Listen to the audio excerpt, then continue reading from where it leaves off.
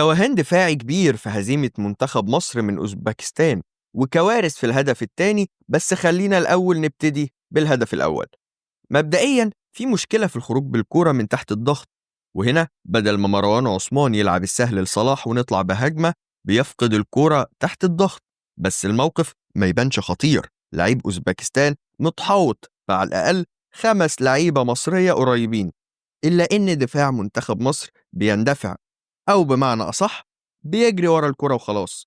الراجل المهاجم بالرغم إنه بقى متحاوط ب3 لعيبة، إلا إنه بقدرة قادر بيخلص الكرة منهم. ومش بس كده، ده بياخد بعديهم محمد حمدي اللي فاتح له طريق الجون أصلا، ويسجل هدف ممكن يتقال عليه مارادوني. بس تعالى بقى نشوف الشوارع اللي ظهرت في الهدف التاني بسبب توظيف غلط للعيبة منتخب مصر من حسام حسن. مبدئيا منتخبنا لعب ب3 قلوب دفاع، هاني وربيعة وحمدي، يعني ال3 ما فيهمش غير قلب دفاع واحد. ومش بس كده، ده رامي كمان بيسيب مكانه ويطلع يندفع ورا المهاجم، وبالتالي النتيجة إن قلب الملعب بقى فاضي، والاتنين اللي المفروض يقفلوه أصلا مش قلوب دفاع.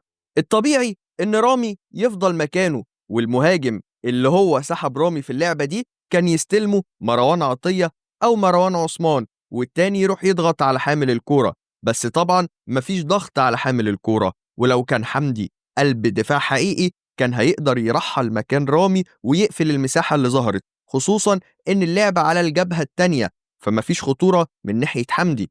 وكان أسامة فيصل يرجع مع الجناح بتاع أوزبكستان. بس طبعا في مشكلة تانية، استخدام فيصل وزيزو كأجنحة دفاعية كان انتحار تكتيكي، لأن الاتنين مش بيدافعوا أصلا. وضعية جسم محمد هاني كمان كانت غلط، الراجل باين إنه بيحط الكرة بوش رجله في المساحة، فكان لازم يعدل من وضع جسمه ويخلي وشه لجوه الملعب عشان يحاول يجيب الكرة، بدل ما يعمل الحركة البهلوانية اللي حاول يجيب بيها الكرة وطبعا فشلت. بس أنا مش هلوم محمد هاني، لأنه كمدافع أيمن ده الوضع العادي بتاعه في مركزه الطبيعي مع النادي الأهلي، وياسر إبراهيم بيروح يغطي وراه، لكن هنا كان ظهره مكشوف في مركز هو مش متعود عليه.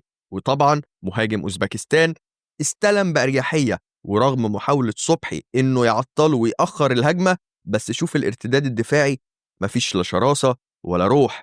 هاني ورامي راجعين تأدية واجب، بيتمشوا، محدش فيهم فتح سبرنت علشان نخسر بهدفين وأداء دفاعي باهت من منتخب مصر.